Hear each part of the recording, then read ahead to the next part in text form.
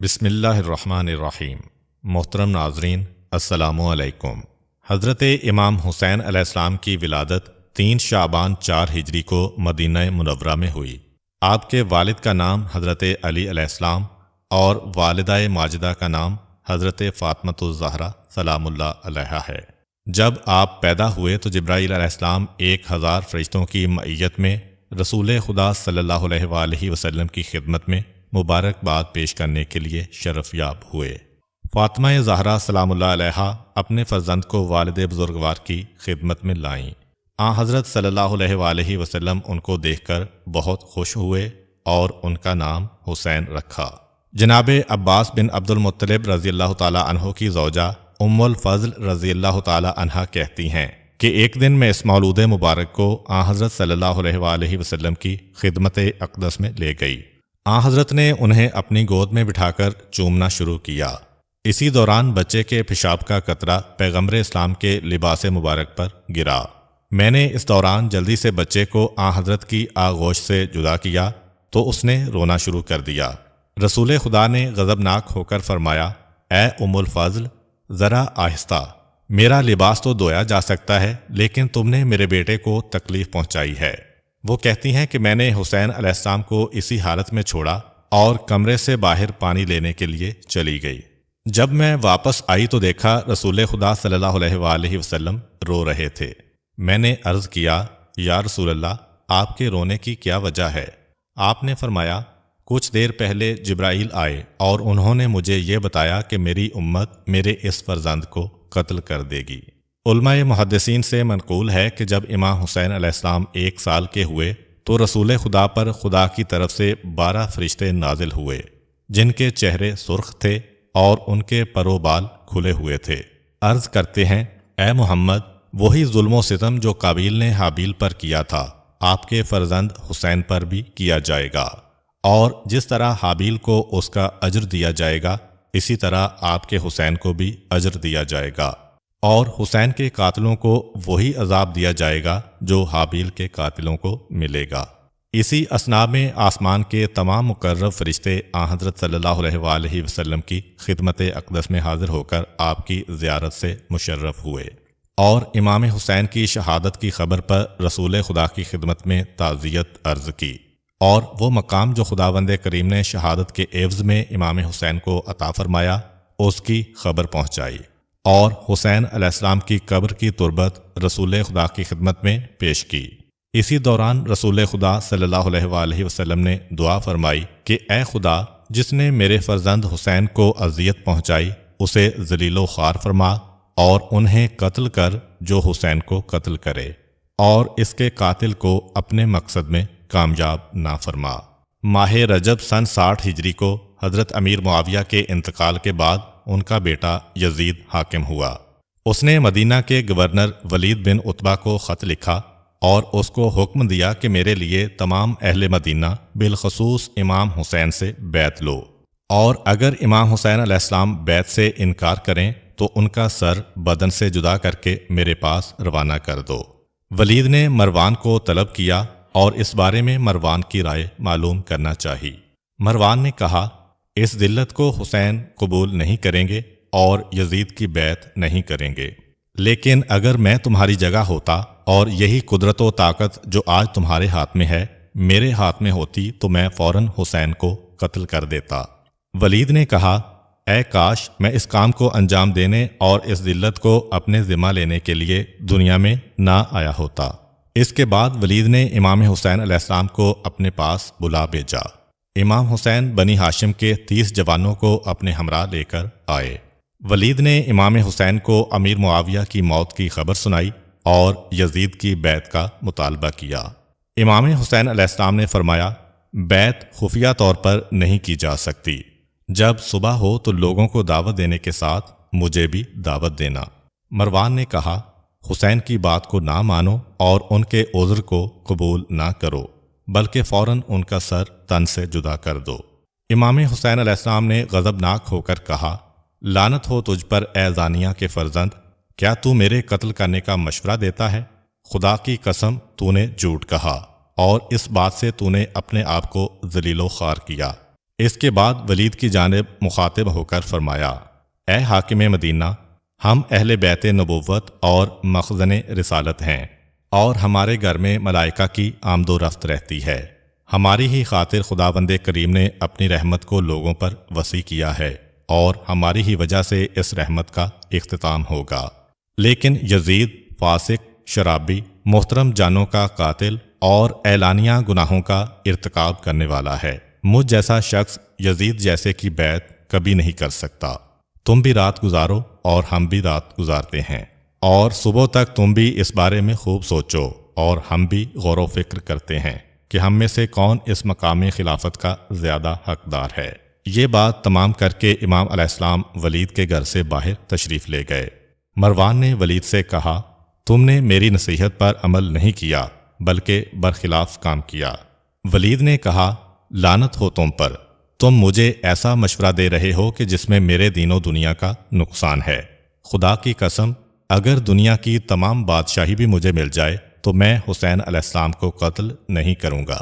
خدا کی قسم، میں اس کو گوارا نہیں کرتا کہ کوئی بھی حسین کے قتل کو اپنے ذمے لے، اور جب خداوند کریم سے ملاقات کرے تو اس کے اعمال صالح کا پلڑا بہت ہلکا ہو، اس کی بخشش محال ہوگی اور خدا اس پر نظر رحمت نہیں کرے گا، اور اس کی توبہ قبول نہیں کرے گا، اور اس کے لیے دردناک عذاب ہے۔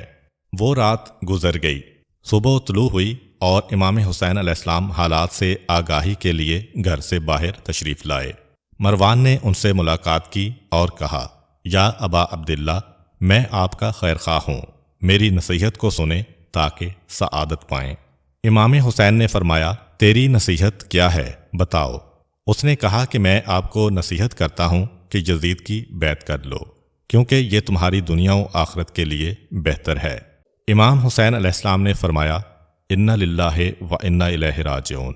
اب دین اسلام کو الوداع کہہ دینا چاہیے کہ جب امت پیغمبر صلی اللہ علیہ وآلہ وسلم کی خلافت و بادشاہی یزید کے ہاتھوں میں ہو۔ امام حسین علیہ السلام اور مروان کے درمیان طولانی گفتگو ہوئی، یہاں تک کہ مروان غصے کی حالت میں چلا گیا۔ علماء محدثین امام حسین علیہ السلام کی ولید بن عتبہ اور مروان کے ساتھ ملاقات کی تفصیل کے بعد لکھتے ہیں کہ اس رات کی صبح 28 رجب سن 60 ہجری کی تھی۔ امام حسین علیہ السلام نے روانگی سے قبل اپنے نانا رسول خدا صلی اللہ علیہ وآلہ وسلم کے روضہ مبارک پر حاضری دی۔ اس کے بعد آپ علیہ السلام جنت البقیع کے قبرستان میں اپنے بھائی امام حسن علیہ السلام اور والدہ حضرت فاطمہ الزہرا سلام اللہ علیہا کی قبر مبارک پر گئے اور انہیں سلام کیا۔ سلام کے بعد امام علیہ السلام نے اپنی آنکھوں میں آنسو لیے ہوئے اپنے نانا کے شہر کو الوداع کہا۔ جناب عبداللہ بن عباس اور عبداللہ بن زبیر امام علیہ السلام کی خدمت اقدس میں حاضر ہوئے اور عرض کی کہ آپ مکہ میں ہی رہیں۔ امام نے فرمایا، مجھے رسول اللہ نے جو حکم فرمایا ہے میں اسے انجام دوں گا۔ ابن عباس امام حسین علیہ السلام کے گھر سے باہر آئے۔ اس کے بعد جناب عبداللہ بن عمر رضی اللہ عنہ امام علیہ السلام کی خدمت میں آئے اور عرض کی، آپ کے لیے بہتر ہے کہ آپ ان گمراہ لوگوں کی اصلاح فرمائیں اور ان کے ساتھ جنگ نہ کریں۔ امام نے فرمایا، مگر تم نہیں جانتے کہ یہ دنیا کی پستی تھی کہ حضرت یحییٰ بن زکریہ علیہ السلام کے سر کو بنی اسرائیل کی ایک زناکار عورت کے سامنے بطور ہدیہ پیش کیا گیا۔ کیا تم نہیں جانتے کہ بنی اسرائیل طلوع فجر سے طلوع آفتاب تک 70 پیغمبروں کو قتل کرنے کے بعد اپنے معاملات میں اس طرح مشغول ہو جاتے تھے کہ گویا کوئی ظلم ہی انجام نہ دیا ہو، لیکن خداوند متعال نے انہیں سزا دینے میں جلدی نہیں کی، بلکہ انہیں مہلت دی اور اس مہلت کے گزرنے کے بعد ان سے سخت انتقام لیا۔ اے عبداللہ، خداوند کریم کے غیظ و غضب سے ڈرو اور میری نصرت کرنے میں کوتاہی نہ کرو۔ امام حسین علیہ السلام 28 رجب سن 60 ہجری کو مدینہ سے روانہ ہوئے اور 6 دن کی مسافت کے بعد 3 شعبان 60 ہجری کو مکہ مکرمہ میں پہنچے۔ آپ علیہ السلام نے مکہ مکرمہ کا انتخاب اس لیے کیا کیونکہ آپ علیہ السلام یہ سمجھتے تھے کہ مکہ مکرمہ امن کی سرزمین ہے۔ اہل کوفہ نے جب امام حسین علیہ السلام کی مکہ میں تشریف آوری اور یزید کی بیعت سے انکار کی خبر سنی تو انہوں نے سلیمان بن سرد خزائی کے گھر پر اجتماع کیا۔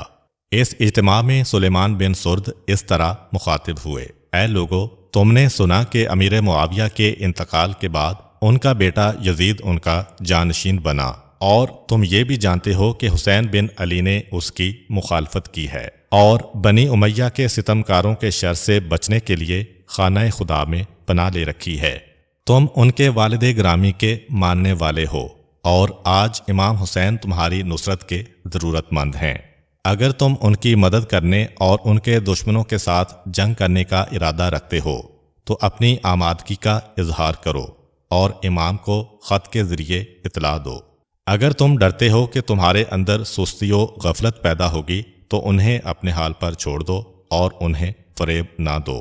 اس کے بعد انہوں نے ایک خط لکھا جس کا مضمون یہ تھا: بسم اللہ الرحمن الرحیم، بخدمت امام حسین بن علی علیہ السلام، سلیمان بن سرد خزائی، مسیب بن نجبہ، رفاعہ بن شداد، حبیب بن مظاہر، عبداللہ بن وائل اور بعض دیگر افراد کی طرف سے۔ سلام کے بعد انہوں نے لکھا کہ ہمارا اس وقت آپ کے سوا اور کوئی امام و پیشوا نہیں ہے، اور یہ بہت مناسب ہے کہ آپ قدم رنجہ فرما ہوں اور ہمارے شہر میں تشریف لے آئیں۔ امید ہے کہ خداوند کریم آپ کے وسیلہ سے ہمیں راہ سعادت کی رہنمائی فرمائے گا۔ اس وقت کوفہ کا حاکم نعمان بن بشیر قصر دارالامارہ میں ہے، لیکن ہم نماز جمعہ اور نماز پنجگانہ میں حاضر نہیں ہوتے اور نماز عید کے لیے بھی اقتدا نہیں کرتے۔ اگر ہم اس بات سے باخبر ہو جائیں کہ آپ ہمارے ہاں تشریف لا رہے ہیں تو اسے ہم کوفہ سے نکال کر شام کی طرف روانہ کر دیں گے۔ اے پیغمبر کے فرزند، آپ پر اور آپ کے والد بزرگوار پر ہمارا سلام۔ والسلام علیکہ ورحمۃ اللہ وبرکاتہ۔ خط لکھنے کے بعد اسے بھیج دیا۔ پھر 2 دن کے بعد امام حسین علیہ السلام کی طرف 150 کے قریب خطوط روانہ کیے کہ جن میں 1، 2 یا 3 یا 4 افراد کے دستخط تھے۔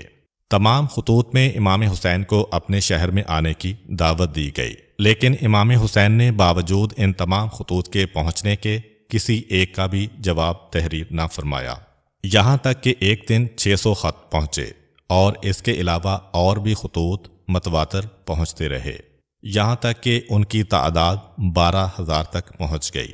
اس کے بعد اہل کوفہ کی طرف سے آخری خط ہانی بن عروہ، سعید بن عبداللہ حنفی کے توسط سے امام حسین علیہ السلام کی خدمت میں پہنچا، جس کا مضمون یہ تھا: بسم اللہ الرحمن الرحیم، بخدمت حسین بن علی، ان کے والد امیر المومنین کے ماننے والوں کی طرف سے۔ بعد السلام، عرض ہے کہ ہم لوگ آپ کے منتظر ہیں، آپ کے سوا کسی اور کو نہیں چاہتے۔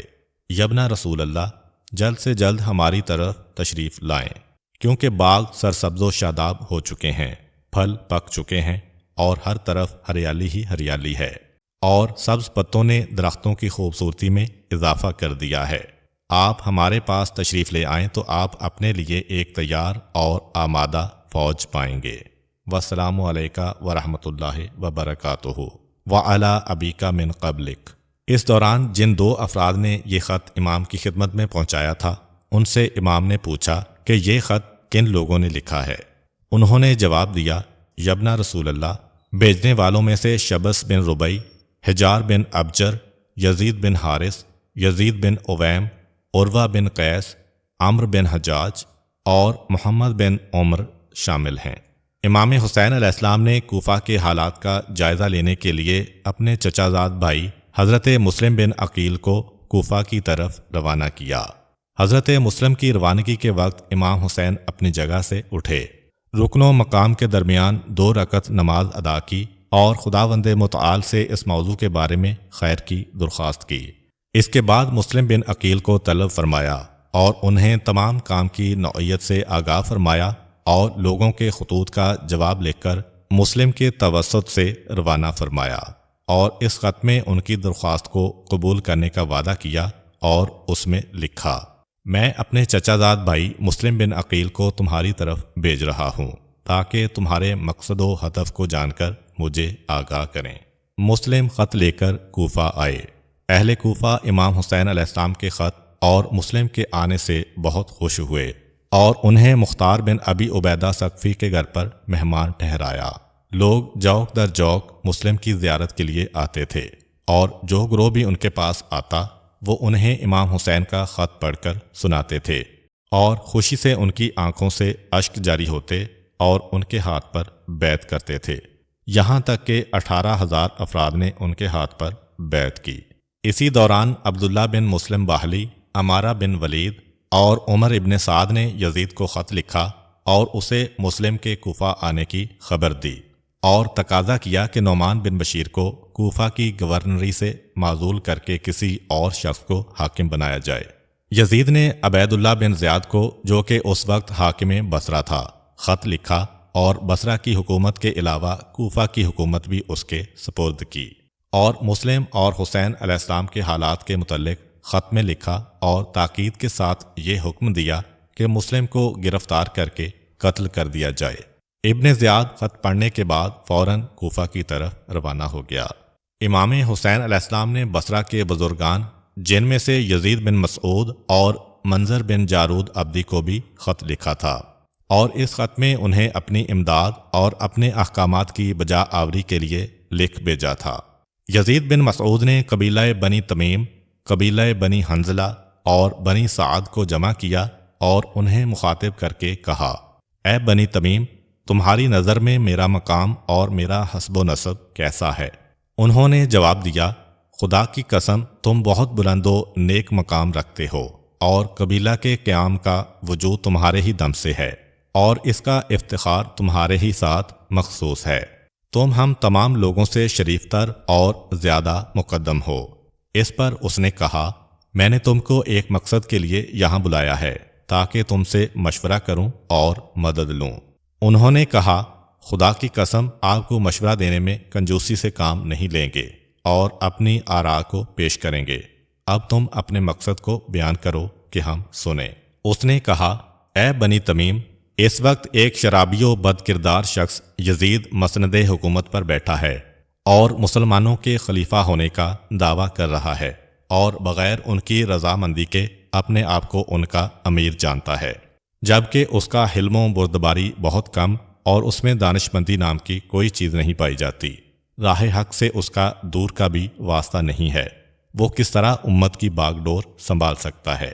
میں اللہ کی قسم اٹھاتا ہوں کہ جس طرح قسم اٹھانے کا حق ہے کہ دین کی حفاظت کے لیے یزید سے جنگ کرنا مشرکین سے جنگ کرنے سے بہتر ہے، لیکن حسین بن علی وہ شخصیت ہیں کہ جو تمہارے پیغمبر کے نواسے، شریف، بلند نسب اور خیر خواہ ہیں۔ ان کی فضیلت قابل تعریف اور وہ علم کے بحر بیکراں ہیں۔ وہ خلافت کے حقدار ہیں کیونکہ ان کا ماضی اسلام میں سب سے زیادہ درخشاں ہے، اور رسول خدا صلی اللہ علیہ وآلہ وسلم سے ان کی قرابت سب پر عیاں ہے۔ ان کے اخلاق حسنہ کا یہ عالم ہے کہ چھوٹوں کے ساتھ مہربان اور بزرگوں کے ساتھ حسن سلوک سے پیش آتے ہیں۔ وہ ایک بہترین رہنما اور امام ہیں کہ جن کے وسیلے سے خدا نے تم پر اپنی حجت کو تمام کیا اور راہ سعادت کی طرف تمہاری ہدایت کی ہے، لہٰذا تم اپنی نگاہوں کو نور حق سے نہ پھیرنا۔ سخر بن قیس نے جنگ جمل میں تمہارے دامن کو ننگو آر کے داغ سے داغدار کر دیا، لیکن آج تم پیغمبر اسلام کے فرزند کی نصرت کر کے اس ننگو آر کے داغ کو دھو سکتے ہو۔ خدا کی قسم جو لوگ ان کی نصرت میں کوتاہی کریں گے، خداوند کریم ان کی اولاد کو ذلیل اور ان کے خاندان کو کم کرے گا۔ جان لو کہ میں نے جنگی لباس زیب تن کر لیا اور زرہ کو باندھ لیا ہے۔ جان لو کہ جو قتل نہ ہوا اسے موت تو ضرور آنا ہی ہے، اس سے انسان کو نجات نہیں مل سکتی۔ خدا تمہاری مغفرت کرے اور میری ان باتوں کا مثبت جواب دو۔ بنی حنظلہ نے کہا، اے ابو خالد، ہم تمہاری کمان کے تیر کی مانند ہیں، تم جس نشان پر پھینکو گے نشانہ خطا نہیں ہوگا۔ ہم تمہارے کارواں کے ایسے شاہ سوار اور سپاہی ہیں کہ جس جنگ میں بھی بھیجو گے فتح و نصرت کا صحرا تمہارے سر ہوگا۔ خدا کی قسم تم جیسے بھی خطرناک راستے چلو گے ہم تمہارے ساتھ چلیں گے، اور ہر وہ سختی کہ جس کا تمہیں سامنا کرنا پڑے ہم بھی اس کا سامنا کریں گے۔ خدا کی قسم ہم تلواروں کے ساتھ تمہاری مدد اور اپنے جسموں کے ساتھ تمہاری حفاظت کریں گے، جو بھی تم چاہتے ہو وہ اقدام کرو۔ اس کے بعد بنی سعد کے لوگوں نے جواب دیا اور کہا، اے ابو خالد، آپ کی رائے کی مخالفت ہمارے نزدیک سب سے زیادہ ناپسند ہے۔ لیکن صخر بن قیس نے ہمیں حکم دیا ہے کہ ہم جنگ نہ کریں، اور ہم نے اسے مناسب جانتے ہوئے جنگ نہیں کی اور عزت سے رہ رہے ہیں۔ اب صورتحال یہ ہے کہ ہمیں مشورہ کی مہلت دو تاکہ ہم آپ کو اپنے فیصلے سے آگاہ کر سکیں۔ اس کے بعد بنی تمیم کہنے لگے، اے ابو خالد، ہم نے تمہارے اور تمہارے قبیلہ کے ساتھ عہد کر رکھا ہے کہ جس پر تم حملہ آور ہوگے ہم اس پر حملہ کریں گے اور سفر میں تمہارے ساتھ چلیں گے۔ تمہارا حکم سر آنکھوں پر ہے، تم پکارو ہم لبیک کہیں گے، اور حکم دو تاکہ اس کی اطاعت کریں۔ یزید بن مسعود نے بنی سعد کو مخاطب کر کے کہا، اے قبیلہ بنی سعد، خدا کی قسم اگر تم حسین علیہ السلام کی مدد نہ کرو گے تو خداوند کریم تمہارے درمیان فتنہ و فساد اور قتل و غارت گری کو کبھی بھی ختم نہیں کرے گا، اور تم ہمیشہ آپس میں دستے بگریباں رہو گے۔ اس کے بعد امام حسین علیہ السلام کو یوں خط لکھا، بسم اللہ الرحمن الرحیم، اما بعد آپ کی خط کی زیارت ہوئی کہ جس میں آپ نے مجھے اپنی نصرت کے لیے پکارا ہے تاکہ میں آپ کی اطاعت سے بہرہ مند ہوں اور آپ کی نصرت کے وسیلہ سے مجھے نجات نصیب ہو۔ یہ یقینی امر ہے کہ آپ ہی لوگوں پر خدا کی حجت ہیں اور اہل جہاں میں اس کی امانت ہیں۔ آپ شجرہ طیبہ احمدی صلی اللہ علیہ وآلہ وسلم کے ثمر ہیں، جس کی اصل حضرت ختمی مرتبت ہیں، اور آپ اس کی شاخ ہیں۔ آپ ہماری طرف تشریف لے آئیں، آپ کا آنا ہمارے لیے نیک شگون ہوگا، کیونکہ ہم نے بنی تمیم کو آپ کی نصرت کے لیے اس طرح سے تیار اور آمادہ کر لیا ہے، اور ان کا اشتیاق آپ کی نصرت کے لیے اس قدر بڑھ چکا ہے کہ جیسے شدید پیاسے اونٹ پانی کے لیے ایک دوسرے پر سبقت لیتے ہیں۔ امام حسین علیہ السلام خط پڑھ کر بہت خوش ہوئے اور یزید بن مسعود کے حق میں دعائے خیر فرمائی کہ خداوند کریم تم کو قیامت کی وحشت و ہولناکی سے اپنی امان میں رکھے اور تمہیں اپنا قرب نصیب فرمائے، اور جس دن پیاس غلبہ کرے گی آپ کو سیراب فرمائے۔ یزید بن مسعود جو کہ خط لکھنے والا تھا، امام حسین علیہ السلام کی نصرت کے لیے آمادہ ہو کر روانہ ہوا، لیکن بصرہ سے روانگی کے بعد اس نے امام حسین کی شہادت کی خبر سنی۔ یہ المناک خبر سن کر اس نے بہت گریہ وزاری کی اور بہت زیادہ غمگین ہوا۔ یزید بن مسعود کی امام حسین کے خط کے مقابل اس طرح کی حالت ظاہر تھی، لیکن منظر بن جارود کہ جس کی بیٹی بحریہ ابن زیاد کی بیوی تھی، جب اس نے امام حسین علیہ السلام کا خط دیکھا تو اس خوف سے کہ یہ ابن زیاد کی چال نہ ہو، اس نے خط اور نامہ رساں کو ابن زیاد کے سپرد کر دیا۔ ابن زیاد نے فوراً اس قاصد کو سولی پر چڑھا دیا اور منبر پر خطاب کیا، اہل بصرہ کو اپنی مخالفت اور بغاوت کرنے سے خبردار کیا۔ اس نے وہ رات بصرہ میں ہی گزاری۔ اللہ صبح اپنے بھائی عثمان بن زیاد کو اپنا نائب بنا کر کوفہ روانہ ہو گیا۔ جیسے ہی کوفہ کے نزدیک پہنچا تو وہاں رکا، یہاں تک کہ سورج غروب ہو گیا۔ رات کے پہلے حصہ میں وہ کوفہ میں داخل ہوا۔ چونکہ رات اندھیری تھی لہٰذا اہل کوفہ نے خیال کیا کہ امام حسین علیہ السلام ہیں۔ وہ امام علیہ السلام کی آمد پر ایک دوسرے کو مبارکباد دے رہے تھے۔ جیسے ہی ان کے نزدیک گئے اور اس کی شناخت کی تو معلوم ہوا کہ ابن زیاد ہے، تو اس کے پاس سے ادھر ادھر منتشر ہو گئے اور وہ بھی دارالامارہ میں داخل ہو گیا، اور یوں ہی رات تمام ہوئی۔ صبح ابن زیاد دارالامارہ سے باہر آیا اور منبر پر جا کر خطبہ دیا، لوگوں کو یزید کی مخالفت سے ڈرایا اور اس کی اطاعت کرنے پر انعام کا وعدہ کیا۔ حضرت مسلم بن عقیل نے جب یہ خبر سنی تو خوف زدہ ہوئے کہ کہیں ابن زیاد کو آپ کے کوفہ میں موجود ہونے کی خبر نہ ہو جائے اور وہ آپ کے لیے باعث زحمت نہ ہو۔ اسی وجہ سے آپ نے مختار ثقفی کے گھر کو چھوڑ دیا اور ہانی بن عروہ کے گھر پناہ لی۔ اس کے بعد امام علیہ السلام کے چاہنے والے ہانی کے گھر پر کثرت سے آنے جانے لگے۔ ابن زیاد نے اپنے جاسوس لگا رکھے تھے کہ وہ مسلم کی جائے پناہ کا پتہ لگائیں۔ جیسے ہی اسے معلوم ہوا کہ مسلم ہانی کے گھر میں پناہ لیے ہوئے ہیں تو اس نے محمد بن اشعث، اسما بن خارجہ اور عمرو بن حجاج کو طلب کیا اور کہا، ہانی میرے دیدار کے لیے کیوں نہیں آئے؟ انہوں نے جواب دیا، سنا ہے کہ وہ بیمار ہیں۔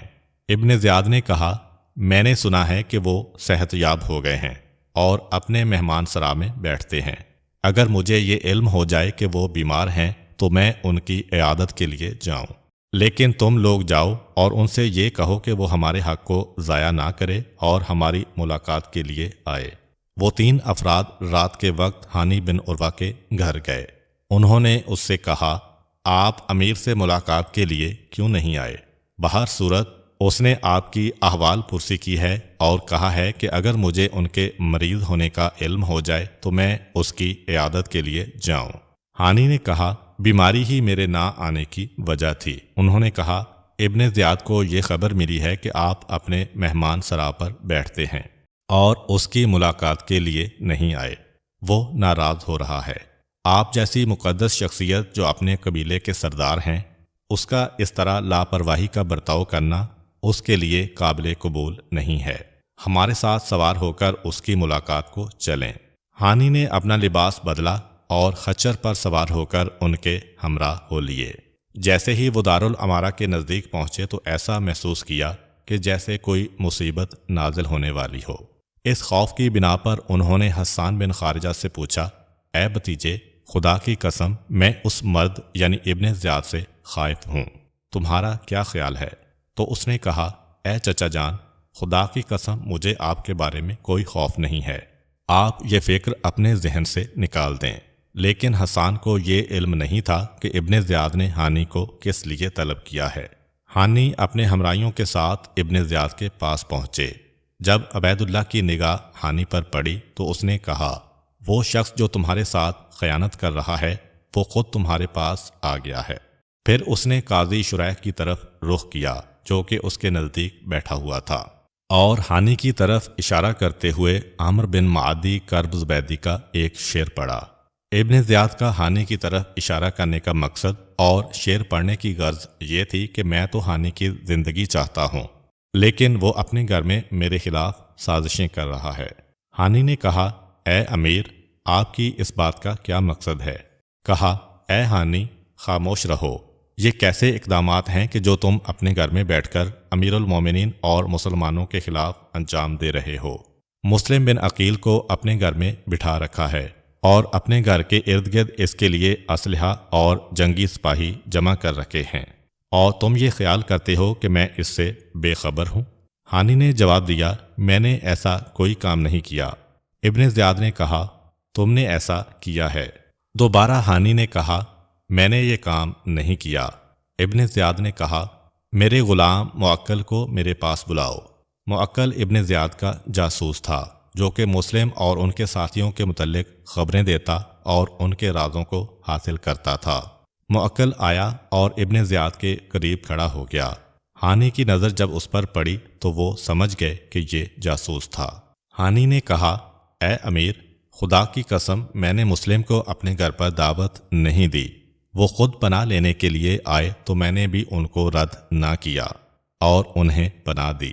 اس وجہ سے میرا فریضہ ہے کہ میں ان کی حفاظت کروں اور ان کو اپنا مہمان رکھوں، اور اب جب کہ تم اس سے آگاہ ہو گئے ہو تو مجھے اجازت دو تاکہ میں ان سے کہوں کہ وہ میرا گھر چھوڑ دیں اور جہاں چاہیں چلے جائیں، تاکہ میں اپنی ضیافت کی ذمہ داری سے بری الذمہ ہو جاؤں۔ ابن زیاد نے کہا، خدا کی قسم جب تک تم مسلم کو ہمارے سامنے حاضر نہیں کرتے ہرگز یہاں سے نہیں جا سکتے۔ ہانی نے جواب دیا، میں ہرگز ان کو تمہارے حوالے نہیں کروں گا۔ کیا اپنے مہمان کو تمہارے حوالے کروں تاکہ تم اسے قتل کر دو؟ ابن زیاد نے کہا، خدا کی قسم تم کو اسے ضرور میرے حوالے کرنا پڑے گا۔ ہانی نے جواب دیا، خدا کی قسم یہ نہیں ہو سکتا۔ جب ان کے مابین گفتگو طویل ہو گئی تو مسلم بن عمرو باہلی نے کہا، اے امیر، مجھے اجازت دو تاکہ میں ہانی سے تنہائی میں بات کروں۔ وہ کھڑا ہوا اور ہانی کو دارالامارہ میں ایک طرف لے گیا۔ ابن زیاد ان سے اتنا قریب تھا کہ ان کو دیکھ رہا تھا اور ان کے مابین ہونے والی گفتگو سن رہا تھا۔ مسلم نے کہا، اے ہانی، میں تجھے خدا کا واسطہ دیتا ہوں کہ اپنی جان کو خطرے میں نہ ڈالو اور اپنے قبیلہ کو مصیبت میں مبتلا نہ کرو۔ خدا کی قسم میں تم کو موت سے نجات دلاؤں گا۔ مسلم بن عقیل ان لوگوں کے چچا زاد بھائی ہیں، یہ ان کو قتل نہیں کریں گے اور ان کو کسی قسم کا نقصان بھی نہیں پہنچائیں گے۔ ان کو لے آؤ، اور یہ کام ذلت و رسوائی کا باعث نہیں ہوگا۔ چونکہ آپ اس کو امیر کے حوالے کر رہے ہیں تو امیر کے حوالے کرنا کوئی عیب نہیں۔ ہانی نے کہا، خدا کی قسم یہ کام میرے لیے باعث رسوائی ہے۔ وہ شخص کہ جو میری پناہ میں ہے اور میرا مہمان ہے اور پیغمبر اسلام صلی اللہ علیہ وآلہ وسلم کے فرزند کا نمائندہ ہے، میں اسے دشمن کے سپرد کیسے کر دوں؟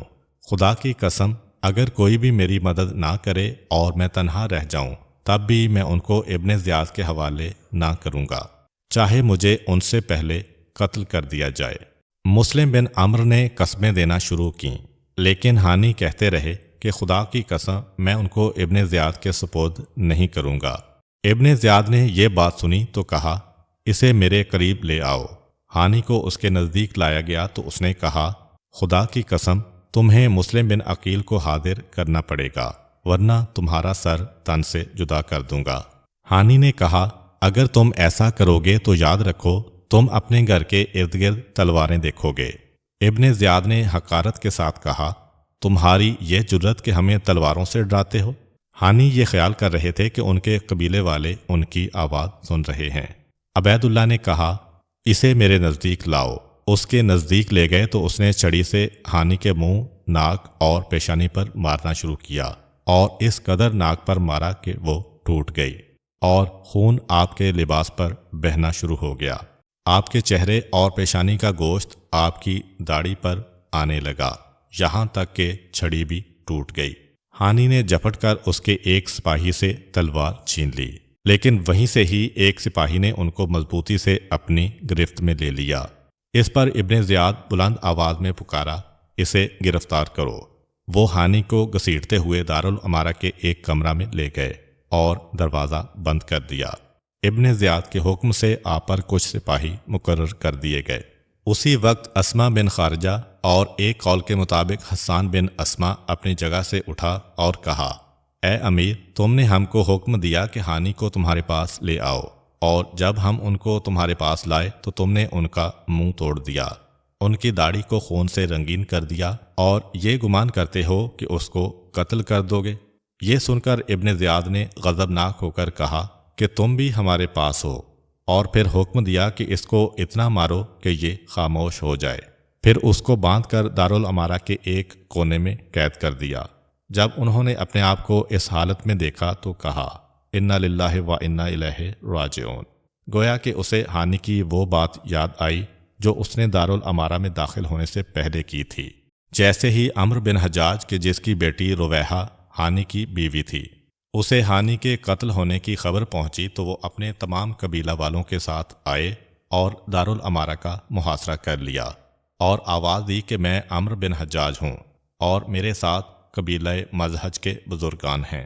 ہم نے نہ تو بادشاہ کی اطاعت سے روگردانی کی ہے اور نہ مسلمانوں کی جماعت سے جدا ہوئے ہیں۔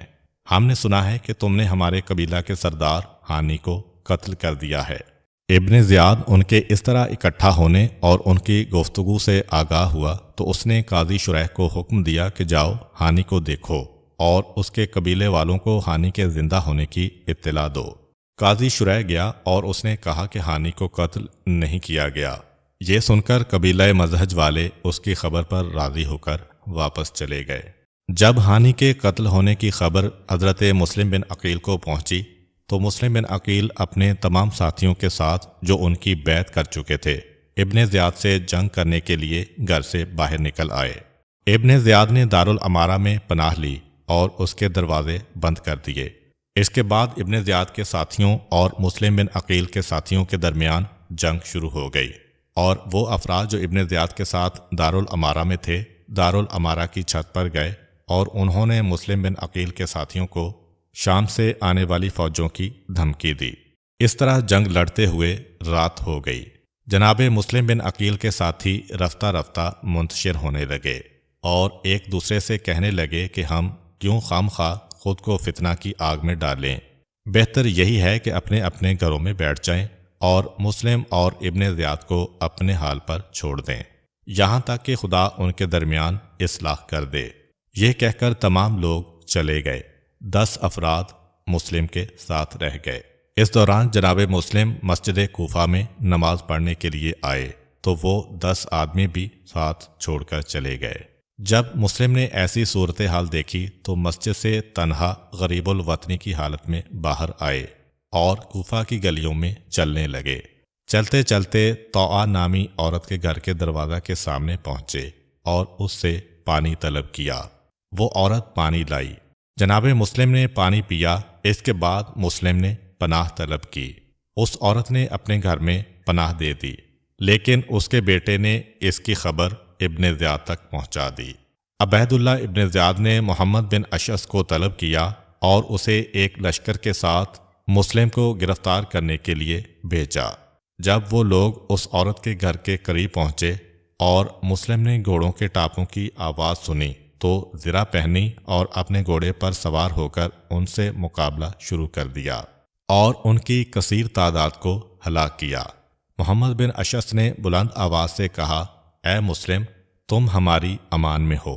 جناب مسلم نے کہا، دغاباز، فاسق و فاجر لوگوں کی امان کوئی امان نہیں ہوتی۔ اس کے بعد پھر جنگ لڑنے میں مشغول ہو گئے اور رجز کے عنوان سے شاعر حمران بن مالک خشعمی کے اشعار پڑھے، جن کا ترجمہ کچھ یوں ہے: خدا کی قسم میں مارا نہیں جاؤں گا مگر آزادی کی حالت میں۔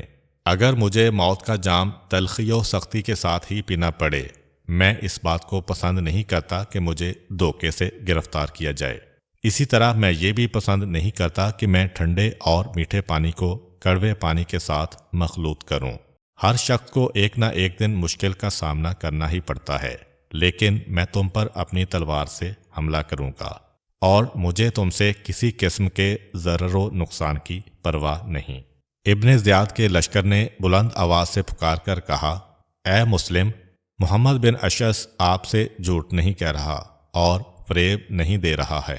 مسلم نے اس کی پرواہ نہ کی اور اپنا حملہ جاری رکھا، یہاں تک کہ تلواروں اور نیزوں کے زخموں کی کثرت سے جسم نڈال ہو گیا۔ اس موقع پر ایک کمینے نے نیزے کے ساتھ پشت سے حملہ کیا، جس سے آپ گھوڑے کی زین سے زمین پر گر پڑے۔ اس وقت آپ کو گرفتار کر لیا گیا۔ جب آپ کو ابن زیاد کے پاس لے جایا گیا تو آپ نے اسے سلام نہ کیا۔ ایک سپاہی نے کہا، امیر کو سلام کرو۔ جناب مسلم نے کہا، لعنت ہو تم پر، میرا یہ امیر نہیں ہے۔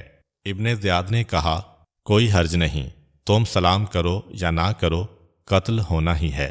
مسلم نے کہا، اگر تو مجھے قتل کرے گا تو یہ کوئی بڑی بات نہیں، کیونکہ تم سے زیادہ ناپاک افراد نے مجھ سے زیادہ بہتر افراد کو قتل کیا ہے، اور اس سے پست بات یہ ہے کہ تم لوگوں کو بغیرتی سے قتل کرتے ہو اور دردناک طریقہ سے ٹکڑے ٹکڑے کرتے ہو۔ اس طرح سے تم اپنی بغیرتی کو ظاہر کرتے ہو۔ جب تم دشمن پر غلبہ پاتے ہو تو اس کے ساتھ بدترین سلوک کرتے ہو۔ تم ظلم کرنے میں کوئی کسر اٹھا نہیں رکھتے۔ حقیقت تو یہ ہے کہ مکر و فریب میں کوئی تمہارا ثانی نہیں۔ ابن زیاد نے کہا، اے نافرمان فتنہ گر، تو نے اپنے امام سے بغاوت کی ہے اور مسلمانوں کے اتحاد و اتفاق کو پارا پارا کیا ہے۔ جناب مسلم نے کہا، اے ابن زیاد، تو جھوٹ بولتا ہے۔ مسلمانوں کے اتحاد و وحدت کو یزید نے تباہ و برباد کیا ہے، اور فتنہ کو تو اور تیرے باپ زیاد بن عبید نے ایجاد کیا ہے۔ مجھے امید ہے کہ اللہ تعالی مجھے شہادت نصیب فرمائے گا اور یہ شہادت مجھے بدترین افراد کے ہاتھوں سے ملے گی۔ ابن زیاد نے کہا، اے مسلم، تو نے اقتدار کی ہوس میں یہ اقدام کیا، لیکن خدا نہیں چاہتا تھا کہ تمہیں یہ مقام حاصل ہو، بلکہ وہ مقام اس کے اہل کے حوالے کر دیا۔ حضرت مسلم نے کہا، اے مرجانہ کے بیٹے، تمہاری نظر میں اس مقام کا حقدار کون ہے؟ اس نے کہا، یزید۔ مسلم نے کہا، الحمدللہ، ہم اس بات پر راضی ہیں کہ خداوند عالم ہمارے اور تمہارے درمیان حاکم ہو۔ ابن زیاد نے کہا، کیا تم بھی اس بات کا دعویٰ کرتے ہو کہ اس خلافت میں تمہارا بھی کوئی حصہ ہے؟ جناب مسلم نے کہا، خدا کی قسم، میرا خیال نہیں بلکہ میں یقین رکھتا ہوں۔ ابن زیاد نے کہا، اے مسلم، مجھے بتاؤ تم کس مقصد کے لیے اس شہر میں آئے ہو کہ اس کے نظم و نسق کو درہم برہم کر دیا؟ مسلم نے کہا، میں اختلاف اور شورش برپا کرنے کے لیے نہیں آیا، مگر چونکہ تم نے برے اعمال انجام دیے اور نیک اعمال کو تباہ کیا، اور لوگوں کی مرضی کے بغیر ان پر حاکم بن بیٹھے ہو، اور انہیں حکم خدا کے خلاف حکم دیا، اور ان کے ساتھ ایران و روم کے بادشاہوں جیسا سلوک کیا۔ لہٰذا ہم آئے ہیں کہ لوگوں کو نیکی کی طرف دعوت دیں، برے کاموں سے روکیں، اور انہیں قرآن و سنت پیغمبر اسلام صلی اللہ علیہ وآلہ وسلم کا تابع بنائیں، اور ہم اس کام کے لیے سب سے زیادہ صلاحیت رکھتے ہیں۔ ابن زیاد نے یہ سن کر آپ کو برا بھلا کہنا شروع کر دیا، اور حضرت علی اور حضرت امام حسن و حسین علیہ السلام کو نعوذ باللہ گالیاں بکنے لگا۔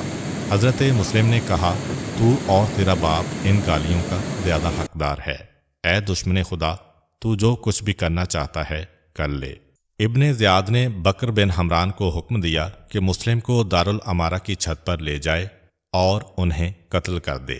مسلم راستے میں خدا کی تسبیح پڑھتے رہے، خداوند سے مغفرت کی دعا کرتے رہے، اور حضرت محمد و آل محمد پر درود بھیجتے رہے۔ جب چھت پر پہنچے تو ظالم نے مسلم کے تن سے سر کو جدا کر دیا اور ان کے جسد اطہر کو دارالامارہ کی چھت سے نیچے پھینک دیا۔ ابن زیاد نے کہا، تمہیں کیا ہو گیا ہے؟ اس قاتل نے جواب دیا کہ جب میں مسلم کو قتل کر رہا تھا تو میں نے ایک سیاہ چہرے والے بدصورت مرد کو دیکھا جو میرے مد مقابل کھڑا تھا اور اپنی انگلیوں کو اپنے دانتوں سے چبا رہا تھا۔ میں اس کو دیکھ کر اس قدر خوفزدہ ہو گیا کہ اس طرح میرا دل کبھی بھی خوفزدہ نہیں ہوا تھا۔ ابن زیاد نے کہا، شاید مسلم کے قتل کرنے سے تم پر یہ وحشت طاری ہو گئی۔ اس کے بعد حکم دیا کہ ہانی کو لایا جائے۔ ان کو قتل کرنے کے لیے ابن زیاد کے پاس لایا گیا تو اس دوران ہانی کہہ رہے تھے، میرا قبیلہ کہاں اور میرے رشتہ دار کہاں ہیں؟ جلاد نے کہا، اپنی گردن آگے لاؤ۔ جناب ہانی نے کہا، خدا کی قسم میں اپنے قتل میں تیری مدد نہیں کر سکتا۔ ابن زیاد کے غلام رشید نے تلوار کے ذریعے جناب ہانی کو قتل کر دیا۔ ابن زیاد نے حضرت مسلم بن عقیل اور ہانی بن عروہ کی شہادت کے بارے میں یزید کو خبر دی۔ چند دنوں کے بعد اس کا جواب آیا جس میں اس نے ابن زیاد کے اس فعل بد کا شکریہ ادا کیا اور لکھا کہ میں نے سنا ہے کہ امام حسین تمہاری طرف کوفہ آ رہے ہیں، لیکن اس وقت تمہیں چاہیے کہ لوگوں کے ساتھ سختی سے پیش آؤ اور ان سے انتقام لو، اور اگر کسی کے بارے میں مخالفت کا وہم و خیال بھی ہے تو اسے فوراً زندان میں ڈال دو۔ امام حسین علیہ السلام 8 ذی الحج 60 ہجری کو مکہ مکرمہ سے عراق کے لیے روانہ ہوئے۔ آپ علیہ السلام حج کا فریضہ انجام دے رہے تھے کہ اس دوران آپ نے دیکھا کہ کچھ لوگ احرام میں آلائے قتل چھپائے ہوئے ہیں اور آپ علیہ السلام کو شہید کرنا چاہتے ہیں۔ آپ علیہ السلام نے حرم کے تقدس کو پامال ہونے سے بچانے کے لیے اپنے حج کو عمرہ مفردہ میں تبدیل کیا اور اپنے تمام اہل خانہ کو لے کر مکہ سے عراق کے لیے روانہ ہو گئے۔ جس دن امام حسین علیہ السلام مکہ سے نکلے اسی دن حضرت مسلم بن عقیل کی شہادت واقع ہوئی۔ روایت میں ہے کہ جب امام حسین علیہ السلام مکہ سے عراق روانہ ہونے لگے تو آپ نے لوگوں کے سامنے یہ خطبہ ارشاد فرمایا، خداوند کریم کی حمد و ثنا اور رسول خدا صلی اللہ علیہ وآلہ وسلم پر درود و سلام کے بعد فرمایا، موت بنی آدم کے لیے اسی طرح باعث زینت ہے جس طرح جوان عورت کے گلے میں ہار باعث زینت ہے۔ میں اپنے آباء و اجداد کی زیارت کا شدت سے مشتاق ہوں، جس طرح کہ حضرت یعقوب علیہ السلام حضرت یوسف علیہ السلام کی زیارت کے مشتاق تھے۔ میرے قتل ہونے کی جگہ معین ہو چکی ہے اور مجھے یقیناً وہاں پہنچنا ہے۔ گویا میں دیکھ رہا ہوں کہ جنگل کے بھوکے بھیڑیے نوادیس اور کربلا کے درمیان میرے جسم کو پارا پارا کر رہے ہیں تاکہ وہ اپنے بھوکے پیٹوں کو بھر لیں اور اپنی خالی جولی کو اس سے پر کر لیں۔ لکھی ہوئی تقدیر سے فرار ممکن نہیں، اور خدا جس کام پر راضی ہوتا ہے ہم اہل بیت بھی اس پر راضی ہوتے ہیں، اور جو خدا کی طرف سے بلا نازل ہوتی ہے ہم اس پر صبر و شکر کرتے ہیں۔ خداوند کریم ہمیں صبر کرنے والوں کا اجر عطا کرے گا۔ ہم پیغمبر خدا صلی اللہ علیہ وآلہ وسلم کے جسم کے ٹکڑے ہیں اور ان سے جدا نہیں ہیں۔ ہم جنت میں ان کے ساتھ ہوں گے اور ہمارے وسیلہ سے حضرت رسول خدا کی خوشنودی حاصل ہوتی ہے۔ خداوند کریم نے اپنے رسول سے جو وعدہ کیا ہے اسے پورا کرے گا۔ جو بھی ہمارے ساتھ خدا کے لیے قربان ہونے پر تیار ہے اور اللہ تعالیٰ سے ملاقات کا مشتاق ہے وہ ہمارے ساتھ چلے۔ خداوند کریم کی مدد سے ہم کل صبح مکہ سے روانہ ہو جائیں گے۔ ابو جعفر بن محمد بن جریر طبری امامی اپنی کتاب دلائل الامامہ میں بسند خود روایت کرتے ہیں کہ ابو محمد واقدی اور زرارہ بن خلیج کہتے ہیں کہ ہم نے امام حسین علیہ السلام سے عراق کی طرف روانہ ہونے سے پہلے ملاقات کی۔ ہم نے کوفیوں کی سستی کے بارے میں امام کو آگاہ کیا اور ان کی خدمت میں عرض کیا کہ کوفیوں کے دل آپ کے ساتھ ہیں، لیکن ان کی تلواریں آپ کو قتل کرنے کے لیے آمادہ ہیں۔ امام حسین علیہ السلام نے اپنے دست مبارک سے آسمان کی طرف اشارہ کیا تو آسمان کے دروازے کھل گئے اور کثیر تعداد میں فرشتے کہ جن کی تعداد خدا کے سوا کوئی نہیں جانتا امام علیہ السلام کی خدمت میں حاضر ہوئے۔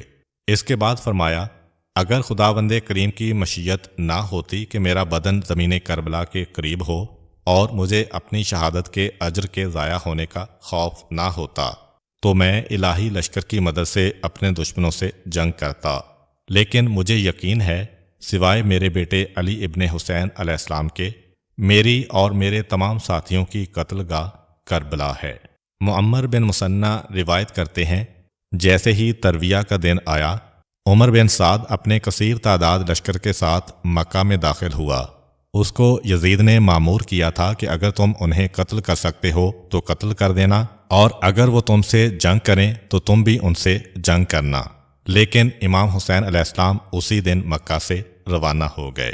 حضرت امام جعفر صادق علیہ السلام سے روایت ہے کہ جس رات کی صبح کو امام حسین علیہ السلام مکہ سے روانگی کا ارادہ رکھتے تھے، اسی رات جناب محمد بن حنفیہ امام علیہ السلام کی خدمت میں حاضر ہوئے اور کہا، بھائی جان، آپ جانتے ہیں کہ کوفیوں نے آپ کے باپ اور بھائی کو فریب دیا۔ مجھے خوف ہے کہ وہ آپ کے ساتھ بھی کہیں وہی سلوک نہ کریں۔ اگر آپ بہتر سمجھیں تو مکہ ہی میں رہ جائیں، کیونکہ آپ عزیز ترین افراد میں سے ہیں۔ امام علیہ السلام نے فرمایا، مجھے خوف ہے کہ یزید مجھے حرم خدا میں قتل نہ کرا دے اور میرے قتل کی وجہ سے حرمت بیت اللہ پامال ہو جائے۔ محمد بن حنفیہ نے کہا، اگر اس بات کا خوف ہے تو پھر آپ یمن کی طرف ہجرت کر جائیں، کیونکہ وہاں آپ کی قدردانی کرنے والے ہوں گے اور اس طرح آپ تک یزید کی رسائی بھی نہ ہو سکے گی، یا آپ کسی صحرا یا جنگل میں چلے جائیں اور وہیں پر رہیں۔ یہ سن کر امام علیہ السلام نے فرمایا، میں تمہاری اس تجویز پر غور و فکر کروں گا۔ آدھی رات کا وقت تھا کہ امام حسین علیہ السلام مکہ سے روانہ ہوئے، اور جیسے ہی یہ خبر محمد بن حنفیہ کو ملی تو انہوں نے آ کر امام حسین علیہ السلام کے اونٹ کی مہار پکڑ لی اور عرض کیا، اے بھائی جان، کیا آپ نے نہیں کہا تھا کہ میں اس بارے میں غور و فکر کروں گا؟ آپ نے فرمایا، ہاں۔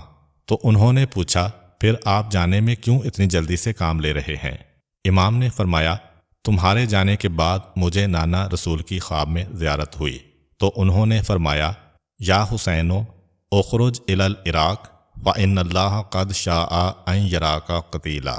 اے حسین، تم عراق کی طرف روانہ ہو جاؤ، اللہ کی مشیت اسی میں ہے کہ تم قتل کیے جاؤ۔ محمد بن حنفیہ نے کہا، اِنَّ لِلَّهِ وَإِنَّا إِلَيْهِ راجعون۔ آپ جب قتل ہونے کے لیے جا رہے ہیں تو آپ اپنے اہل خانہ کو ہمراہ کیوں لے جا رہے ہیں؟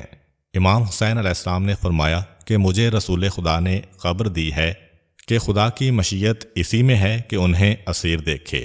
اس کے بعد محمد حنفیہ رخصت ہو کر چلے گئے۔ امام جعفر صادق علیہ السلام سے روایت ہے کہ جب امام حسین علیہ السلام نے مکہ سے ہجرت کی تو فرشتوں کی جماعتیں جنہوں نے رسول خدا کی نصرت کی تھی، ہاتھوں میں اسلحہ لیے بہشتی گھوڑوں پر سوار حضرت کی خدمت میں حاضر ہوئیں۔ سلام کے بعد عرض کی، اے حجت خدا، پروردگار عالم نے بہت سی جنگوں میں ہمارے ذریعہ سے آپ کے جد امجد رسول خدا صلی اللہ علیہ وآلہ وسلم کی نصرت کی، اب ہمیں آپ کی نصرت کے لیے بھیجا ہے۔ امام حسین نے فرشتوں سے فرمایا، میری اور آپ کی وعدہ گاہ کربلا ہے، میں اس جگہ قتل کیا جاؤں گا۔ جب میں کربلا پہنچوں گا تو اس وقت میرے پاس آنا۔ فرشتوں نے عرض کیا کہ ہم خدائے متعال کی طرف سے مامور ہیں کہ آپ کے فرمان کی اطاعت کریں۔ اگر آپ کو اپنے دشمن سے خوف ہے تو ہم آپ کی خدمت میں رہیں۔ امام نے فرمایا، جب تک میں کربلا نہ پہنچ جاؤں اس وقت تک وہ مجھے تکلیف نہیں پہنچا سکتے۔ اس کے بعد امام حسین علیہ السلام کی خدمت میں مومن جنات کے گروہ آئے۔ انہوں نے عرض کی کہ ہم آپ کے ماننے والے اور آپ کا ساتھ دینے والے ہیں۔ آپ کا جو جی چاہے ہمیں حکم فرمائیں۔ اگر آپ حکم دیں تو ہم آپ کے تمام دشمنوں کو نیست و نابود کر دیں اور آپ اپنے وطن میں ہی رہیں۔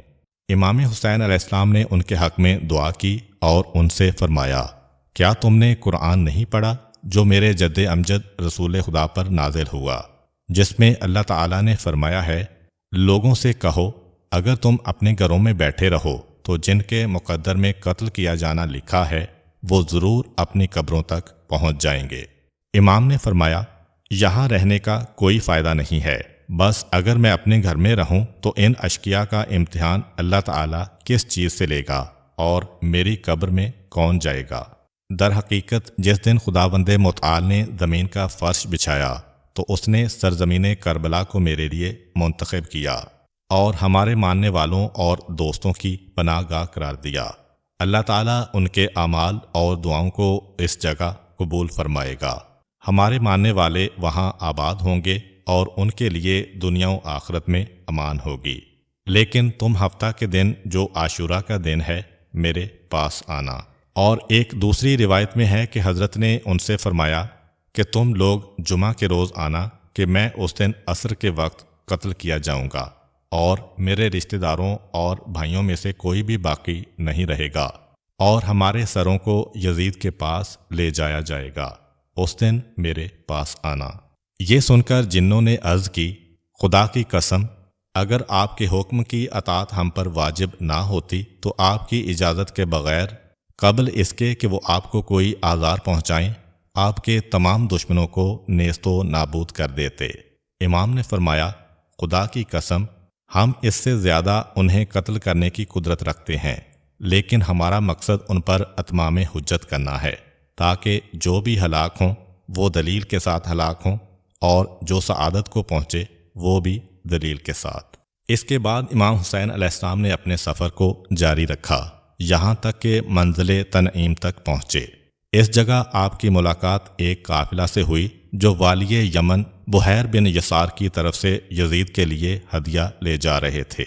چونکہ مسلمانوں کے امور کے حقیقی حاکم امام حسین علیہ السلام تھے، لہٰذا انہوں نے ان قافلہ والوں سے وہ ہدیہ لے لیا اور اونٹوں کے مالکوں سے فرمایا کہ تم میں سے جو بھی چاہے ہمارے ساتھ عراق تک چلے، ہم اس کا کرایہ ادا کریں گے اور اس کے ساتھ اچھا برتاؤ کریں گے، اور جو افراد واپس یمن جانا چاہتے ہیں ہم انہیں وہاں تک کا کرایہ دیں گے۔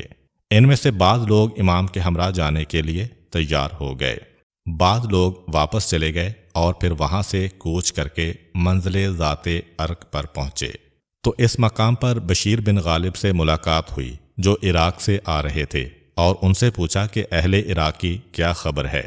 جواب دیا کہ ان کے دل آپ کے ساتھ ہیں لیکن ان کی تلواریں بنی امیہ کی مدد کریں گی۔ حضرت نے فرمایا، تم نے درست کہا، خدا جو چاہتا ہے وہی انجام دیتا ہے اور جس کا ارادہ کرتا ہے اسی کا حکم کرتا ہے۔ قافلہ روانہ ہوا۔ دوپہر کے وقت مقام سالبیہ پر پہنچا تو آپ کو نیند آ گئی۔ ایک لہجہ کے بعد بیدار ہوئے تو فرمایا کہ میں نے حاطف غیبی کو یہ کہتے سنا کہ آپ بہت جلدی سے جا رہے ہیں اور موت آپ کو بہشت کی طرف جلدی سے لے جا رہی ہے۔ آپ کے فرزند ارجمند علی اکبر علیہ السلام نے کہا، یا ابتا اولسنا علی الحق، اے بابا جان کیا ہم حق پر نہیں ہیں؟ فرمایا، کیوں نہیں، خدا کی قسم ہم حق پر ہیں۔ تو حضرت علی اکبر نے کہا، تو پھر ہمیں موت کی کیا پرواہ؟ امام حسین علیہ السلام نے فرمایا، اے میرے نور عین، خدا تم کو جزائے خیر دے۔ اس رات آپ نے مقام سالبیہ ہی پر قیام کیا۔ اول صبح کے وقت ایک شخص کے جس کی کنیت اباہرہ تھی کوفہ سے آیا اور اس نے حضرت کی خدمت میں سلام کیا اور کہنے لگا، اے فرزند رسول خدا، کیا وجہ ہے کہ آپ نے حرم خدا اور اپنے جد کا حرم چھوڑا؟ حضرت نے فرمایا، اے اباہرہ، بنی امیہ نے میرا مال لوٹا، میں نے صبر کیا، مجھے گالیاں دیں، میں نے برداشت کیا، لیکن اب وہ میرا خون بہانا چاہتے ہیں، اس لیے وہاں سے ہجرت کی ہے۔ خدا کی قسم یہ افراد مجھے ضرور قتل کریں گے، لیکن خدا انہیں ذلیل و رسوا کرے گا اور تیز تلوار کے ساتھ ان سے انتقام لے گا، اور ان پر ایک ایسے شخص کو مسلط کرے گا جو ان کو قوم سبا سے زیادہ ذلیل کرے گا، جن پر ایک عورت کو مسلط کیا تھا جو ان کے خون اور مال میں جیسا چاہتی تھی حکم کرتی تھی۔ یہ کہہ کر امام وہاں سے روانہ ہو گئے۔ امام حسین علیہ السلام اس مقام سے مقام زبالہ کی طرف روانہ ہوئے اور وہاں پہنچ کر شہادت مسلم سے باخبر ہوئے۔ آپ علیہ السلام کے اصحاب بھی اس خبر سے مطلع ہوئے۔ اس مقام پر وہ افراد جو امام علیہ السلام کے ہمراہ دنیاوی ریاست و طمع کی خاطر آ رہے تھے، وہ امام کو چھوڑ کر چلے گئے اور حضرت کے اہل بیت اور باوفا اصحاب ان کے ہمراہ رہے۔ چنانچہ حضرت مسلم کی شہادت پر امام علیہ السلام اور ان کے اہل بیت و اصحاب گریاؤ زاری کرنے لگے، آنکھوں سے اشک جاری تھے، لیکن امام حسین علیہ السلام نے شوق شہادت میں اپنے سفر کو جاری رکھا۔ فرزدق شاعر دوران سفر امام علیہ السلام کی ملاقات سے شرف یاب ہوئے۔ عرض کی، اے فرزند رسول خدا، جن لوگوں نے مسلم بن عقیل اور ان کے ساتھیوں کو شہید کر دیا، ان پر آپ کیسے اعتماد کر رہے ہیں؟ امام حسین علیہ السلام نے رو کر فرمایا، خدا مسلم کی مغفرت کرے جنہوں نے زندگی جاوید پائی، اللہ تعالیٰ کے رزق سے مالا مال ہوئے اور بہشت میں داخل ہوئے۔ انہوں نے خداوند کریم کی خوشنودی پائی اور اپنی ذمہ داری کو انجام دے دیا، لیکن میں نے ابھی اپنا وظیفہ انجام نہیں دیا ہے۔ اس کے بعد آپ نے یہ اشعار پڑھے، اگر دنیا کو نفیس و باقیمت شمار کیا جائے تو یہ مسلم ہے کہ خداوند کریم کا اجر و ثواب اس سے بلند و برتر ہوگا۔ اگر جسموں کو مرنے کے لیے پیدا کیا گیا ہو تو مرد کے لیے تلوار سے راہ خدا میں قتل ہو جانا افضل ہے، جبکہ انسان کی روزی کو تقسیم اور مقدر کر دیا گیا ہے تو مرد کا روزی کے لیے کم حریص ہونا اچھا ہے، اور اگر مال کا جمع کرنا چھوڑ جانے کے لیے ہے تو انسان اس شے میں کنجوسی کیوں کرے جس کو چھوڑ کر جانا ہے۔ امام حسین علیہ السلام نے سلیمان بن سرد خزائی، مسیب بن نجبہ، رفاعہ بن شداد اور کوفہ میں اپنے چند ماننے والوں کے نام قیس بن مسحر سیداوی کے ہاتھ خطوط ارسال کیے۔ قیس جب کوفہ کے نزدیک پہنچے تو ان کی ملاقات ابن زیاد کے ایک سپاہی حسین بن نمیر سے ہوئی۔ جب اس نے تلاشی لینا چاہی تو قیس نے امام حسین علیہ السلام کے خطوط باہر نکال کر ٹکڑے کر دیے۔ حسین ان کو ابن زیاد کے پاس لے گیا۔ ابن زیاد نے پوچھا، تو کون ہے؟ انہوں نے کہا، میں علی ابن ابی طالب اور ان کی اولاد کا ماننے والا ہوں۔ اس نے کہا، تم نے یہ خطوط کس لیے پھاڑے ہیں؟ قیس نے جواب دیا، اس لیے کہ تو ان کے مطالب سے آگاہ نہ ہو۔ ابن زیاد نے سوال کیا، یہ خطوط کس کی طرف سے تھے؟ جواب دیا، حسین علیہ السلام کی جانب سے چند کوفیوں کے نام تھے جنہیں میں نہیں جانتا۔ ابن زیاد غضبناک ہو کر کہنے لگا، خدا کی قسم، جب تک تو ان کے نام نہیں بتائے گا تم کو آزاد نہیں کروں گا، یا پھر منبر پر جا کر حسین بن علی اور ان کے باپ اور بھائیوں کو گالیاں دو، ورنہ تم کو تلوار سے ٹکڑے ٹکڑے کر دوں گا۔ قیس نے کہا، اس جماعت کے نام تجھے نہیں بتاؤں گا، لیکن میں منبر پر جانے کے لیے تیار ہوں کہ حسین علیہ السلام اور ان کے باپ کو گالیاں دوں۔ اس کے بعد آپ منبر پر گئے اور حمد و ثنائے الہی کی، رسول خدا پر درود و سلام اور حضرت علی ابن ابی طالب، حسن اور حسین علیہم السلام کے لیے طلب رحمت کی، اور عبید اللہ بن زیاد اور ان کے باپ اور بنی امیہ کے حامیوں پر لعنت بیچی۔ اس کے بعد کہا، ایھا الناس، اے لوگو، مجھے امام حسین علیہ السلام نے تمہاری طرف بھیجا ہے اور وہ فلاں سرزمین پر ہیں، ان کی طرف جاؤ اور ان کی نصرت کرو۔ یہ خبر ابن زیاد کو پہنچی تو اس نے حکم دیا کہ اس کو دارالعمارہ کی چھت سے نیچے پھینک دیا جائے، لہٰذا ان کو دارالعمارہ کی چھت پر لے جا کر نیچے پھینک دیا، جس سے ان کی شہادت ہوئی۔ جب ان کی شہادت کی خبر امام حسین علیہ السلام کو ملی تو رونے لگے اور فرمایا، خداوندہ، ہمارے لیے اور ہمارے ماننے والوں کے لیے نیک جگہ قرار دے اور اس میں ہم سب کو اکٹھا کر دے، کیونکہ تو ہر چیز پر قادر ہے۔ روایت میں ہے کہ امام حسین علیہ السلام نے یہ خط اس منزل سے بیچے تھے جو حاجز کے نام سے مشہور ہے۔ اس کے علاوہ دوسری جگہ بھی روایت نقل کی گئی ہے۔ راوی کہتا ہے کہ اس منزل سے گزرنے کے بعد اور کوفہ سے 2 منزل پہلے اچانک حور بن یزید 1000 کا لشکر لے کر امام حسین علیہ السلام کے سامنے آیا۔ حضرت نے پوچھا، ہماری مدد کے لیے آئے ہو یا ہم سے جنگ کرنے آئے ہو؟ حور نے جواب دیا، اے حسین، آپ سے جنگ کرنے آیا ہوں۔ امام حسین علیہ السلام نے فرمایا، لا حول ولا قوت الا باللہ العلی العظیم۔ پھر آپس میں گفتگو ہونے لگی، یہاں تک کہ امام حسین علیہ السلام نے فرمایا، اگر تمہاری رائے ان خطوط کے مخالف ہے جو تم نے اور دیگر افراد نے بھیجے ہیں تو میں جہاں سے آیا ہوں پھر وہیں واپس چلا جاتا ہوں۔ حور اور اس کے لشکر نے حضرت کو واپس جانے سے روکا۔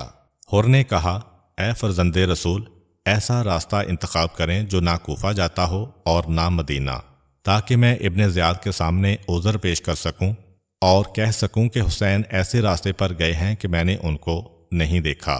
امام حسین نے بائیں ہاتھ پر جانے والا راستہ انتخاب فرمایا اور مقام عظیم حجانات پر پہنچے۔ اسی موقع پر ابن زیاد کا خط حور کو ملا۔ اس خط میں لکھا تھا کہ تو نے حسین کے ساتھ جو سلوک کیا ہے ہم اس پر راضی نہیں ہیں۔ ہم نے تمہیں حکم دیا تھا کہ حسین کے ساتھ سختی سے پیش آؤ۔ حور اور اس کے لشکر والے حسین علیہ السلام کے سامنے کھڑے ہو گئے اور انہیں جانے سے روک دیا۔ حضرت نے فرمایا، کیا تم نے خود یہ نہیں کہا تھا کہ راستہ تبدیل کر کے جو راستہ کوفہ اور مدینہ کو نہ جاتا ہو اس پر چلے جائیے؟ اس نے کہا، ہاں، لیکن امیر عبید اللہ ابن زیاد کا خط مجھے ملا ہے جس میں اس نے مجھے حکم دیا ہے کہ آپ پر سختی کروں اور مجھ پر جاسوس مقرر کیے ہیں تاکہ اس کے احکام کی تعمیل کروں۔ اس موقع پر امام حسین علیہ السلام اپنے اصحاب کے درمیان کھڑے ہوئے، حمد و ثنائے پروردگار کی اور اپنے جد بزرگوار رسول خدا صلی اللہ علیہ وآلہ وسلم پر درود بھیجا۔ اس کے بعد فرمایا، اے لوگو، معاملات نے ہمارے ساتھ جو صورت اختیار کر لی ہے وہ آپ کے سامنے ہے۔ یقیناً دنیا نے رنگ بدل لیا ہے اور بہت بری شکل اختیار کر گئی۔ اس کی بھلائیوں نے منہ پھیر لیا ہے اور نیکیاں ختم ہو گئی ہیں۔ اب اس میں اتنی ہی اچھائیاں باقی بچی ہیں جتنی کسی برتن کی تہہ میں رہ جانے والا پانی۔ اب زندگی ایسی ہی ذلت آمیز اور پست ہو گئی ہے جیسا کوئی سنگلاخ اور چٹیل میدان۔ کیا آپ نہیں دیکھ رہے کہ حق پر عمل نہیں ہو رہا اور باطل سے کوئی روکنے والا نہیں ہے؟ ان حالات میں مرد مومن کو چاہیے کہ وہ اپنے پروردگار کے ساتھ ملاقات کی آرزو کرے۔ میں موت کو سعادت کے سوا کچھ نہیں دیکھتا اور ظالموں کے ساتھ جینے کو رسوائی کے سوا کچھ نہیں جانتا۔ زہیر بن کین اپنی جگہ سے اٹھ کھڑے ہوئے اور کہنے لگے، اے فرزند رسول خدا، ہم نے آپ کی باتوں کو سنا۔ ہماری نظر میں اس فانی دنیا کی کوئی قیمت نہیں ہے۔ اگر دنیا کی زندگی ہمیشہ کے لیے ہوتی اور ہم کو اس میں ہمیشہ زندہ رہنا ہوتا پھر بھی ہم آپ کے ساتھ قتل ہونے کو زندگی جاوید پر ترجیح دیتے۔ اس کے بعد ہلال بن نافع کھڑے ہوئے اور کہنے لگے، خدا کی قسم، ہمیں شہادت اور موت سے کوئی خوف نہیں ہے اور ہم اپنی اسی نیت اور بصیرت پر قائم ہیں۔ آپ کے دوستوں کے دوست اور آپ کے دشمنوں کے دشمن ہیں۔ ان کے بعد بریر بن خزیر کھڑے ہوئے اور کہنے لگے، اے فرزند پیغمبر، خدا کی قسم، خداوند کریم نے ہم پر احسان فرمایا کہ آپ کی نصرت کے لیے لڑیں۔ ہمارے جسم آپ کی حمایت میں ٹکڑے ٹکڑے ہو جائیں اور اس کے بدلے آپ کے جد بزرگوار قیامت کے دن ہماری شفاعت فرمائیں۔ امام حسین علیہ السلام اپنی جگہ سے اٹھ کھڑے ہوئے اور گھوڑے پر سوار ہو گئے، لیکن لشکر حور کبھی ان کے جانے پر مانے ہوتا اور کبھی ان کے پیچھے چلتا، یہاں تک کہ دوسری محرم کو زمین کربلا پر وارد ہوئے۔ جب حضرت امام حسین علیہ السلام اس سرزمین پر وارد ہوئے، سوال کیا کہ اس زمین کا نام کیا ہے؟ جواب دیا گیا، کربلا۔ کہا، خداوندہ، غم اور بلاؤں میں تجھ سے پناہ مانگتا ہوں۔ اس کے بعد کہا، یہ خوفناک اور بلاؤں کی جگہ ہے، یہاں پر اترو۔ یہی ہمارے مرنے کی جگہ ہے اور ہمارے خون بہنے کی جگہ ہے اور ہماری قبور کا مقام ہے۔ اس خبر کو میں نے اپنے جد بزرگوار رسول خدا صلی اللہ علیہ وآلہ وسلم سے سنا تھا۔ اس کے بعد سب اتر گئے۔ حور اور اس کا لشکر بھی ایک کنارے پر اترا اور اپنے خیمے نصب کر لیے۔ امام حسین علیہ السلام بیٹھ کر اپنی تلوار کی اصلاح کرتے ہوئے ان اشعار کو پڑھ رہے تھے۔ اے زمانہ، تیری دوستی ہمیشہ نہیں رہے گی، اپنے دوستوں کے ساتھ دشمنی کے سوا تیرا کچھ کام نہیں۔ صبح و شام تو نے اپنے دوستوں کی ایک جماعت کو قتل کیا، اور زمانہ کسی بدل پر قناعت نہیں کرتا۔ ہر زندہ موت کی طرف جا رہا ہے اور ہر امر خدا کے ذمہ ہے۔ امام حسین علیہ السلام کی بہن حضرت زینب سلام اللہ علیہا نے ان اشعار کو سنا اور کہا، اے بھائی جان، یہ باتیں وہ شخص کرتا ہے جسے اپنے قتل ہونے کا یقین ہو۔ امام حسین نے فرمایا، اے میری بہن، حقیقت میں ایسا ہی ہے۔ حضرت زینب نے کہا، اے کاش موت آ جاتی۔ حسین اپنی شہادت اور موت کی خبر دے رہے ہیں۔ اس وقت اہل حرم کی مستورات رونے لگیں اور اپنے منہ پر تمانچے مارنے لگیں۔ کلثوم نے فریاد کی، یا حسین، ہائے تمہارے بعد ہماری بے چار کی۔ امام حسین علیہ السلام نے انہیں تسلی دی اور فرمایا، اے میری بہن، خدا کی راہ میں صبر کرو، چونکہ تمام آسمانوں کے رہنے والوں کے لیے پناہ ہے، اور تمام اہل زمین کو موت آنا ہے، اور تمام لوگوں کو مرنا ہے۔ اس کے بعد فرمایا، اے کلثوم، اے زینب، اے فاطمہ، اے رباب، یاد رکھو کہ جب میں قتل ہو جاؤں تو گریبان چاک نہ کرنا اور اپنے چہروں پر تمانچے نہ مارنا، اور ایسی بات نہ کرنا جس سے خدا راضی نہ ہو۔ حضرت زینب سلام اللہ علیہا امام حسین علیہ السلام سے دور مستورات اور بچوں میں بیٹھی تھیں، اور جب امام حسین سے ان اشعار کو سنا تو فوراً اسی حال میں کہ ان کی چادر زمین پر خط دے رہی تھی، بھائی کے پاس آئیں اور کہا، اے کاش موت میری جان لے لیتی۔ آج میری ماں فاطمہ زہرا، باپ علی اور بھائی حسن دنیا سے گئے ہیں۔ اے گزشتہ بزرگوں کے جانشین اور باقی زندوں کی پناہ گاہ۔ امام حسین علیہ السلام ان کی طرف متوجہ ہوئے اور فرمایا، اے میری بہن، تمہارے صبر کو شیطان ختم نہ کر دے۔ جناب زینب نے کہا کہ میرے ماں باپ آپ پر نثار ہوں، کیا آپ قتل ہو جائیں گے؟ امام حسین علیہ السلام نے اپنے غم و اندوہ کو دل میں چھپایا، اور آپ کی آنکھوں سے آنسو جاری ہو گئے، اور فرمایا، اگر قطع پرندے کے شکاری اسے اپنے حال پر چھوڑتے تو اپنے آشیانہ میں ہی رہتا۔ یہ اشارہ ہے اس بات کی طرف کہ اگر بنی امیہ مجھے آزاد چھوڑتے تو میں مدینہ سے باہر نہ آتا۔ حضرت زینب یہ بات سن کر کہنے لگیں، ہائے بھائی جان، کیا آپ اپنے آپ کو دشمن کی گرفتاری میں سمجھتے ہیں اور زندگی سے مایوس ہیں؟ یہ بات میرے دل کو پریشان کر رہی ہے، اور اس کا برداشت کرنا مجھ پر بہت سخت ہے۔ اس کے بعد روتے ہوئے بے ہوش ہو کر زمین پر گر پڑیں۔ امام حسین علیہ السلام اٹھے اور حضرت زینب کے چہرے پر پانی ڈالا، یہاں تک کہ بی بی کو ہوش آ گیا، اور ان کو تسلی دی، اور انہیں اپنے جد بزرگوار رسول خدا اور اپنے بابا علی کے مصائب کی یاد دلائی، تاکہ ان کی شہادت کو چھوٹی مصیبت سمجھ کر جناب زینب کو سکون مل جائے۔ امام حسین علیہ السلام کا اہل بیت حرم کو ساتھ لانے کی ایک وجہ شاید یہ ہو کہ اگر امام اپنے اہل بیت کو حجاز میں یا کسی اور شہر میں چھوڑ دیتے تو یزید لعنت اللہ علیہ فوج کو بھیج کر ان کو اسیر کروا لیتا، اور ان کو اتنی تکلیف دیتا کہ شاید امام حسین علیہ السلام راہ خدا میں شہادت و قربانی کی سعادت پر فائز ہونے میں مشکلات سے دوچار ہو کر محروم ہو جاتے۔ امید کرتا ہوں کہ آپ کو آج کی ویڈیو اچھی لگی ہوگی۔ اگر آپ کو ہماری ویڈیو اچھی لگی ہے تو ویڈیو کو لائک کریں، اور مزید اس طرح کی ویڈیوز دیکھنے کے لیے ہمارا چینل سبسکرائب کر لیں۔ ملتے ہیں نیکسٹ ویڈیو میں، اجازت دیجیے، اللہ حافظ۔